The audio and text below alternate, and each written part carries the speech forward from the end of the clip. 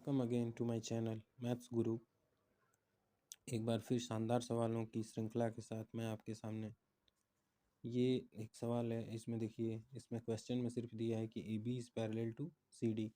X का मान हमको बताना है। ये लाइन इस लाइन के पैरेलल है।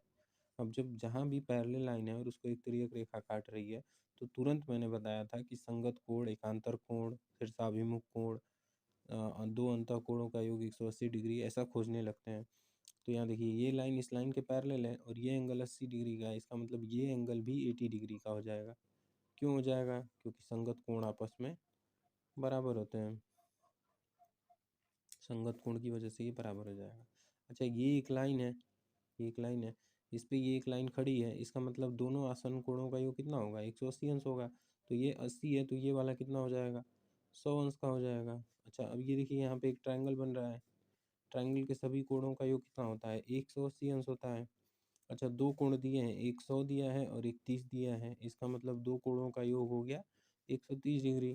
तो तीसरा यानी कि x का मान कितना हो जाएगा? 180 में से 130 को माइनस कर दिया जाएगा। इसका मतलब 50 डिग्री। तो ये वाला एंगल कितना आ जाएगा? 50 डिग्री। ये ठीक सवाल है, कभी पूछ सकता है। बस हमको संगत कोण का ध्यान रखना है कि संगत कोण कैसे निकलेगा। नेक्स्ट क्वेश्चन देखिए, ये दो लाइन्स हैं ए बी और C D. A B C D दोनों पैरेलल लाइन्स है। इसमें दिया है A B is parallel to C D. आपसे पूछ रहा है कि वाई एक्स जेड का मान बताओ, यानी कि इसका मान कितना होगा। यहाँ पे देखिए, जब ये दोनों लाइन पैरेलल हैं और इनको ये एक तिर्यक रेखा काट रही है तो दो अंतः कोण यानी कि ये कोण और ये कोण, इन दोनों का योग कितना होगा? 180 अंश होगा। अच्छा, ये वाला 120 डिग्री दिया है तो 180 लाने के लिए कितना ऐड करना पड़ेगा? इसमें 60 डिग्री। अब ये एक लाइन है, एक लाइन के एक तरफ के सभी कोणों का योग कितना होता है? 180 अंश होता है। लेकिन दो कोण दिए हैं, एक 70 दिया है और एक 60 दिया है। तो दोनों मिलके कितना हो गया? 130। तो इसमें कितना ऐड किया जाए कि 180 आ जाए? तो 180 में से 130 माइनस कर देंगे, इसका मतलब ये 50 डिग्री हो जाएगा। तो इस कोण का मान कितना आ जाएगा? 50 डिग्री आ जाएगा। ये क्वेश्चन आपकी प्रैक्टिस के लिए लाए गए हैं ताकि आपकी प्रैक्टिस अच्छी होती रहे। ओके, नाउ नेक्स्ट थिंग, अगला सवाल। ये देखिए, इस सवाल में भी दिया है A B is parallel to C D, यानी ये लाइन आपस में पैरेलल है। इसको एक ये तिर्यक रेखा कट कर रही है, ठीक है। और देखिए, एंगल कौन कौन सा दिया है। ये एंगल दिया है 80 डिग्री, ये वाला एंगल 30 डिग्री दिया है और ये अंदर का एंगल 35 डिग्री दिया है। आपसे पूछ रहा है कि एच डी का मान कितना होगा, ये हमको निकालना है। कि एच डी का मान चलिए निकालते हैं। जब ये दो पैरेलल रेखाएं हैं और ये एक तिर्यक रेखा काट रही है तो ये कोण और ये पूरा कोण बराबर होगा। क्यों बराबर होगा? क्योंकि संगत कोण बराबर होते हैं। इसका मतलब ये 80 है तो ये पूरा कितना हो जाएगा? 80 हो जाएगा। लेकिन इतना वाला एंगल कितना दिया है? 35 डिग्री दिया है।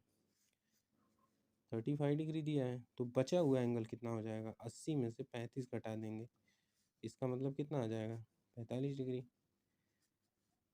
है कि नहीं है? तो इसका मान कितना हो जाएगा? के एच डी का मान हो जाएगा 45 डिग्री। ये आपका आंसर हो जाएगा। अगला सवाल देखते हैं। अगले सवाल में क्या दिया है? An angle is equal to 8 times its complement, determine its measure. इसका मतलब ये हो गया कि एक कोण अपने कोटि पूरक का 8 गुना है, ठीक है। तो उसका एंगल का यानी कोण का मान बताना है। तो मान लिया मैंने एंगल कितना है? x डिग्री है। तो इसका कोटि पूरक कितना हो जाएगा? 90 माइनस x डिग्री हो जाएगा। होगा कि नहीं होगा? तो ये कोण अपने कोटि पूरक के या 8 गुने के बराबर है। ये इक्वेशन बन गई। जब भी इक्वेशन बनाना है तो ऐसे ही बनाना है। An angle is equal to, एक कोण बराबर है, देखो एक कोण बराबर है टू 8 टाइम्स, मतलब 8 गुना किसके? Its complement. तो x का कॉम्प्लीमेंट क्या होता है? 90 माइनस एक्स होता है। तो इसके 8 गुने के बराबर है। तो अब साधारण मैथ है, x इक्वल टू क्या होगा? जब बाहर कोई अंक रहता है और अंदर ब्रैकेट में गुणा करना है तो दोनों में किया जाता है। तो 8 का 90 में गुणा करेंगे तो 720 आ जाएगा। पहले चिन्ह का गुणा करेंगे तो यहाँ माइनस है, यहाँ प्लस है, माइनस आ जाएगा। 8 का x में करेंगे क्या आ जाएगा? 8x, फिर वही सजाती भी जाती। तो 8x को इधर लेके आएंगे तो माइनस है, इधर आएगा तो प्लस हो जाएगा, यानी कि x प्लस 8x इज इक्वल टू 720। तो 9x इज इक्वल टू कितना हो जाएगा? 720।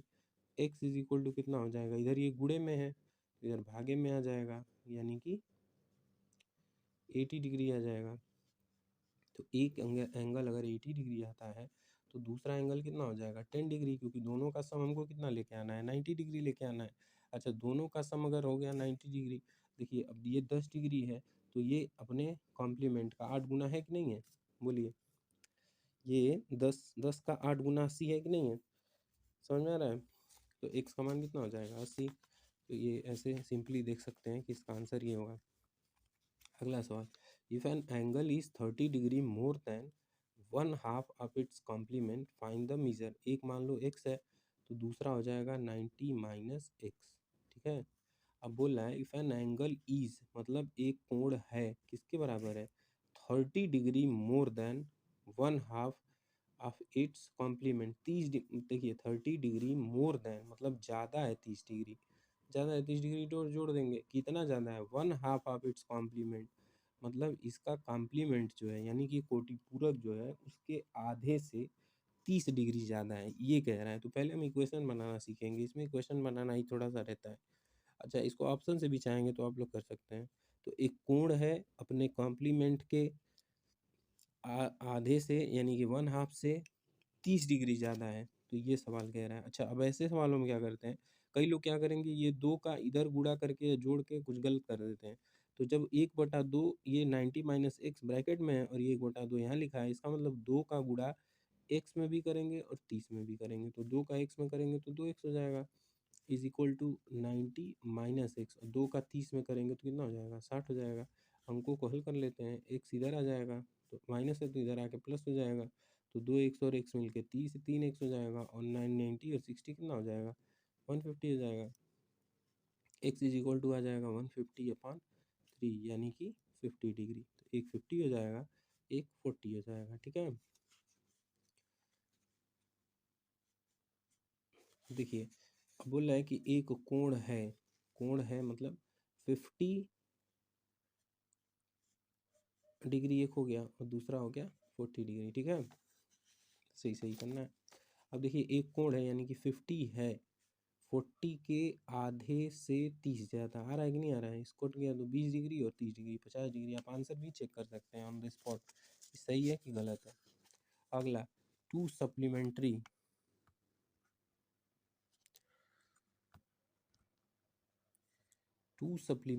Angle are in the ratio 4:5। Supplementary जहाँ आएगा इसका मतलब दोनों का सम कितना आना चाहिए 180 डिग्री आना चाहिए। अगर इनका सम 180 डिग्री आना चाहिए और रेशियो 4:5 दिया है, इसका मतलब दोनों मिलके कितने हो गए 9 हो गए। तो 9 का मान कितना हो गया 180 डिग्री हो गया। तो एक का मान कितना हो जाएगा 180/9 यानी कि 20 डिग्री हो जाएगा। एक का मान 20 डिग्री हो गया, है कि नहीं है। तो जो 4 है इसका मान कितना हो जाएगा 4 का मान 20 × 4 यानी कि 80 हो जाएगा। और 5 का मान कितना हो जाएगा 5 × 20 यानी कि 100 हो जाएगा। तो एक हो जाएगा 80, एक हो जाएगा 100। एक बार फिर से थोड़ा सा देख लीजिए, कोटि पूरक को हम लोग कॉम्प्लीमेंट्री एंगल बोला जाता है। अगर दो कोणों का योग 90 अंश आता है तो दोनों एक दूसरे के कोटि पूरक होते हैं। 40 50 90 यानी कि 40 का कोटि पूरक 50 होगा। उसी तरीके से 60 का कोटि पूरक 30 डिग्री होगा। समपूरक अगर पूछ रहा है आपसे, यानी कि सप्लीमेंट्री पूछ रहा है, 100 से समपूरक 100 से सप्लीमेंट्री, तो दोनों का योग कितना हो जाएगा 180 अंश हो जाएगा, ठीक है। मतलब 120 का समपूरक अगर बोलेगा तो आप लिखेंगे 60 डिग्री होगा। ये चीज़ आपको ध्यान में रखनी है। धन्यवाद। प्लीज़ सब्सक्राइब करें चैनल को, मैक्सिमम बेनिफिट आपको इससे मिलेगा। अब लाइन एंड एंगल के जितने भी सवाल मैंने कराए हैं सब बेस्ट कलेक्शन है क्वेश्चंस का। इतना सिर्फ पढ़ लें, कभी भी लाइन एंड एंगल के एक भी सवाल आपसे गलत नहीं होंगे। एक बार खुद लगा के देखें, आपसे लगते हैं कि नहीं लगते हैं। बहुत बहुत धन्यवाद। Subscribe please.